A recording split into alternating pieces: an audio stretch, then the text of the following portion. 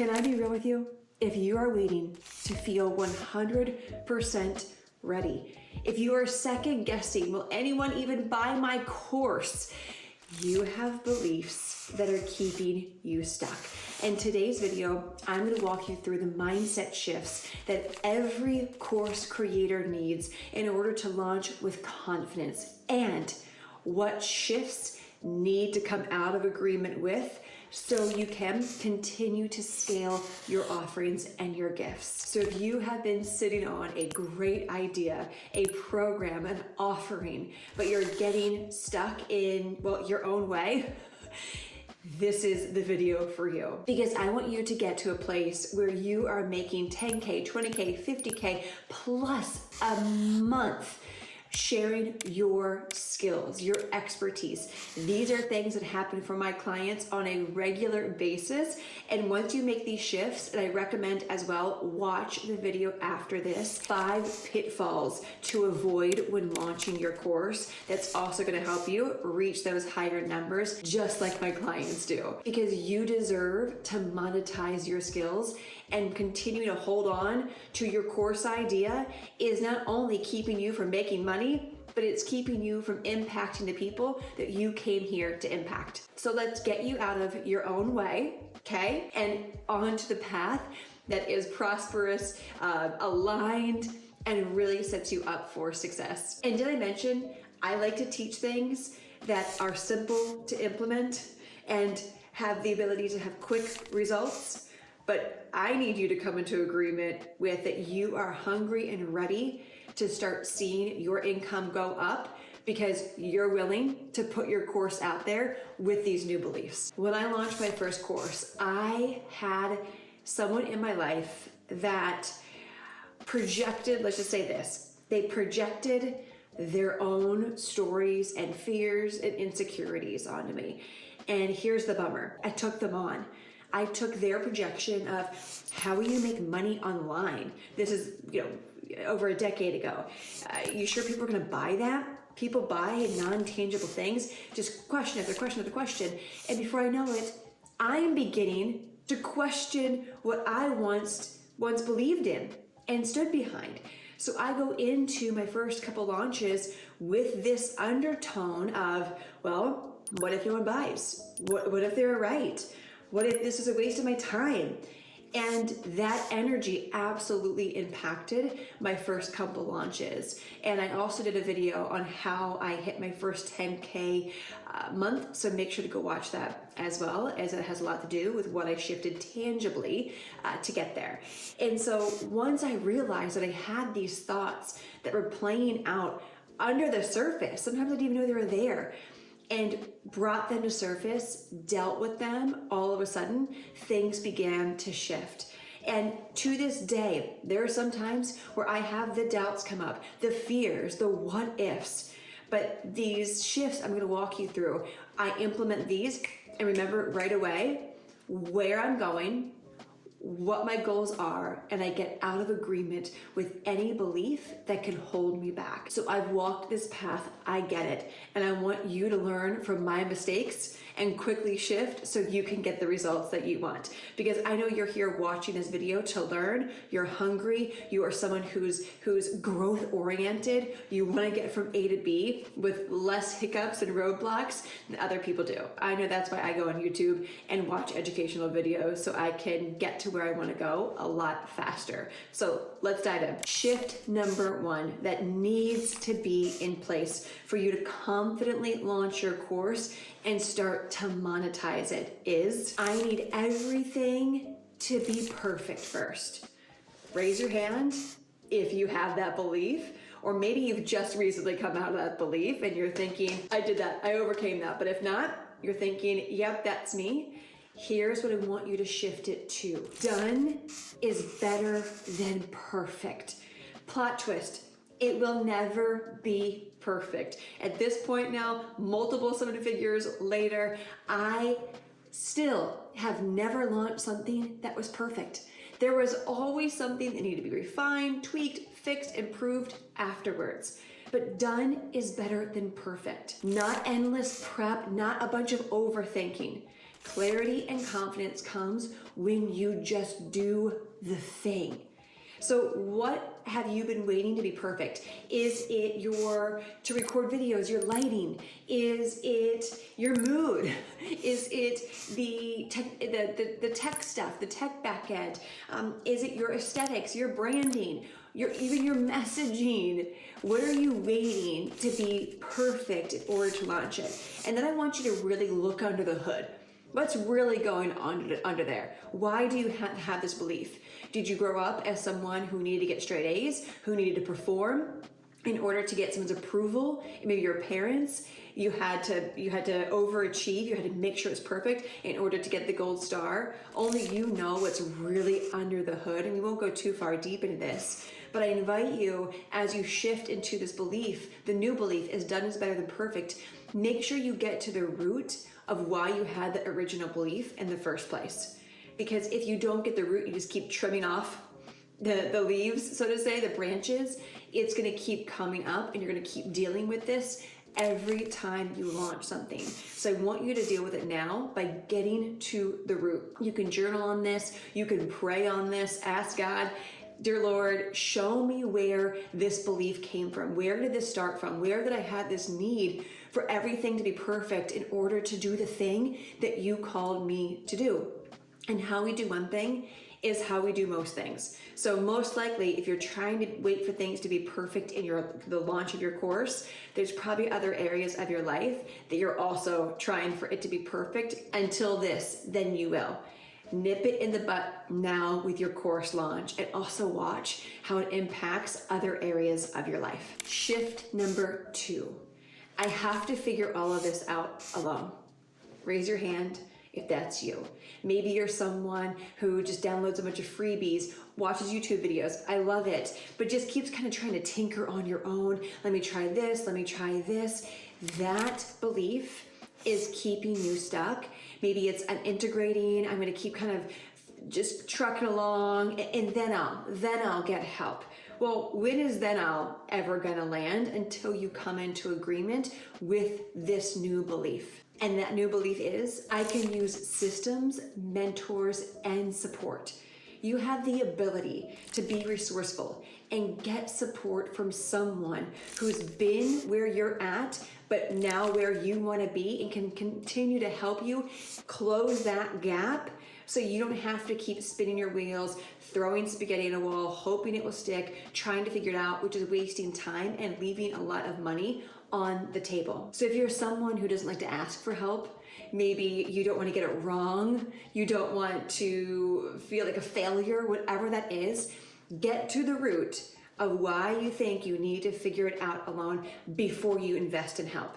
The best time to invest in mentorship, in getting support with what you need help with right now, it is today. Otherwise, that delay will continue to happen, and your ability to receive the support to get to where you want to go, that gap is going to be a lot longer. The right structure and the right guidance accelerates growth. Think about going to a gym.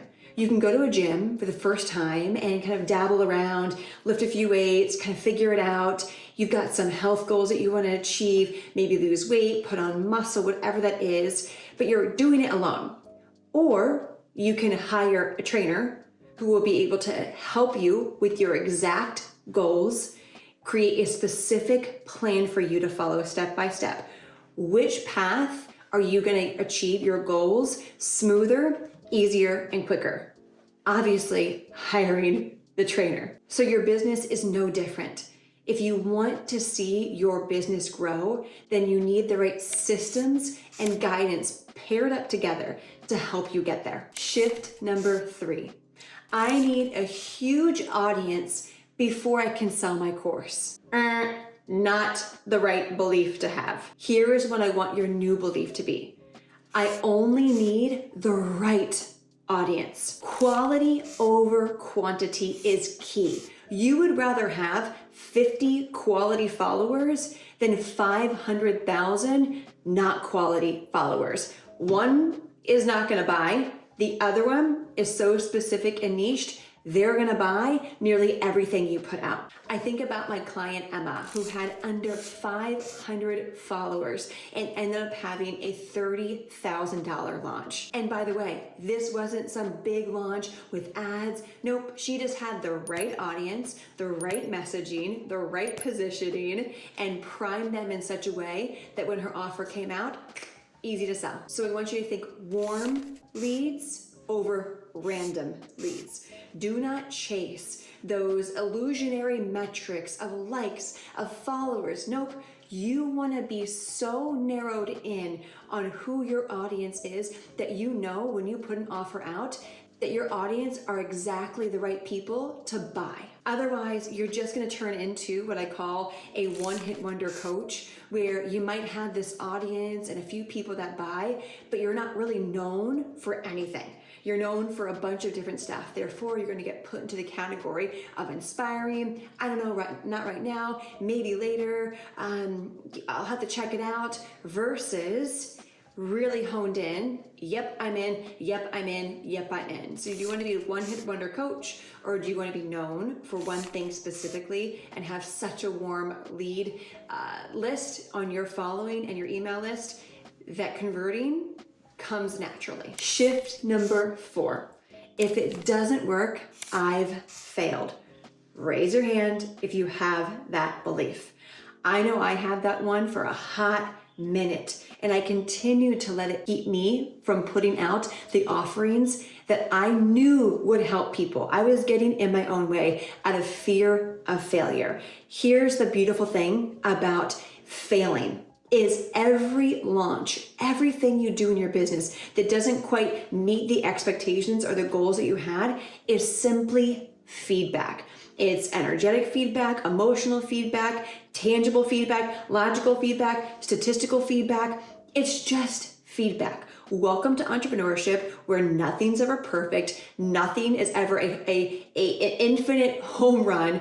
There's always going to be either a little bit of feedback or a lot of bit of feedback. But continuing to allow the fear of failure keeping you from putting your course out there, again, is leaving money on the table and people from the impact that you're here to support them with. And I want to give you a motto, a saying that I have been saying for so many years. I have shared this in front of thousands of people on many stages, and I'll say it probably till the day I die. Fail fast, fail hard, pick up, move forward.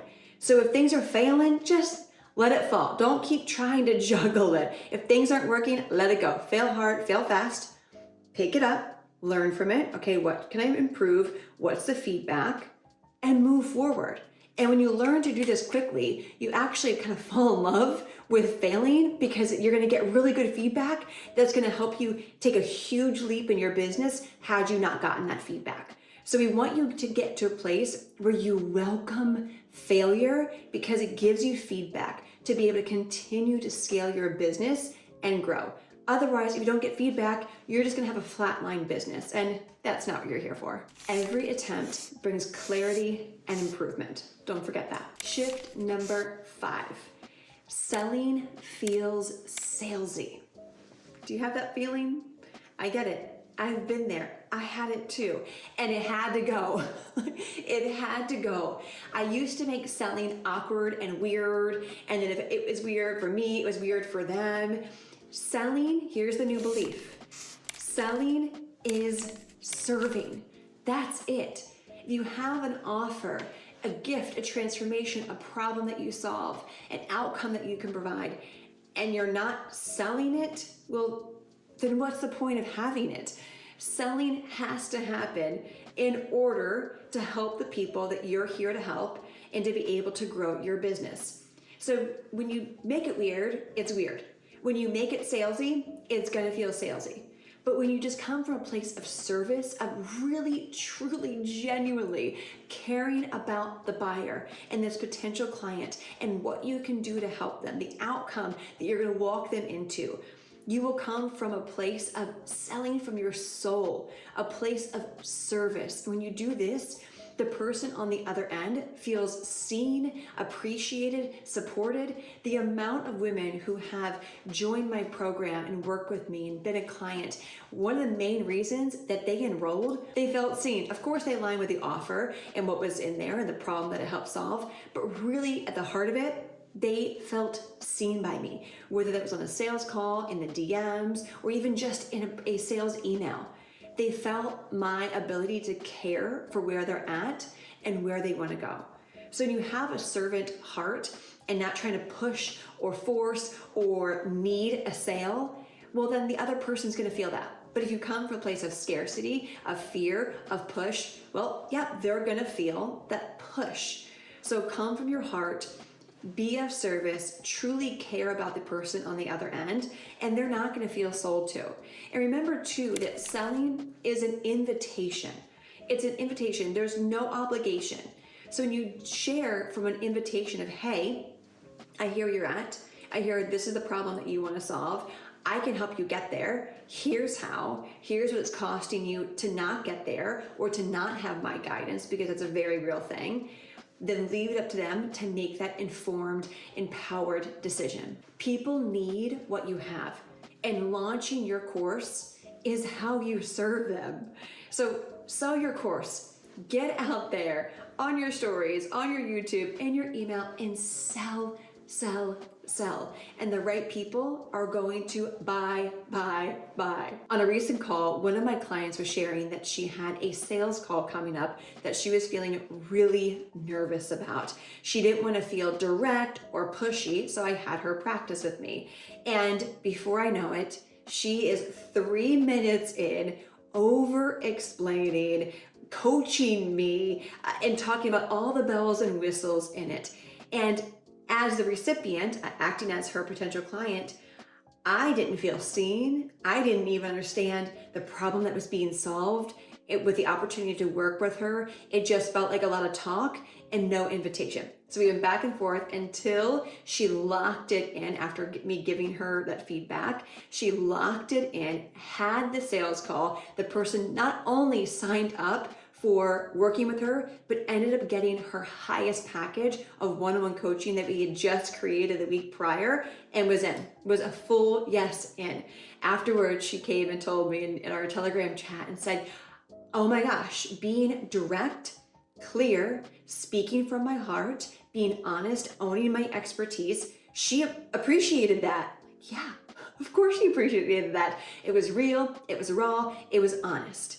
So when you have those type of skills, you're able to convert at a much higher rate because you're not over-explaining, which usually when you over-explain, that means you are sounding salesy. So just a few little pro tips and bonus tips for you to implement. Are you being kind of fluff on your sales calls or the DM? Are you just being direct, saying it as it is, giving someone an opportunity to work with you, knowing that you're really good at what you do and you can help them get there? Because when you have that level of confidence, people want to get behind that. They feel that. They want to pay you. They don't want to pay you if you're wishy-washy and being salesy. So I hope those few extra little bonus tips supported you. So your course launch doesn't start with the right tech, the right marketing, the right messaging. It starts with the right mindset. Once you release these old agreements and step into these new beliefs, everything in your business is going to shift. And by the way, your audience is going to feel it. And if you're ready to build an audience that is excited to buy your course because they are niched in, grab my free guide. It is 10 plug and play lead magnet titles that convert. No matter what industry you're in, you can plug your info into this and it's going to give you a proper title, because the more specific and exact and direct your title is, the more niched your audience is going to be. Therefore, ideal buyers when you sell them in your email list. Because if you're relying just on social media to build your audience, well, you're actually not building a business. You're just being a content creator who has followers. It's also linked below. Check it out. And it's the perfect next step to apply these beliefs in an actionable way. I pray that this supported you, that these 5 shifts you can quickly implement and start to see and feel the results that you have been truly wanting. Make sure to hit the subscribe button for all future videos, and I'd recommend diving into the 100K a year habits to implement. All right, I'll see you on the next video.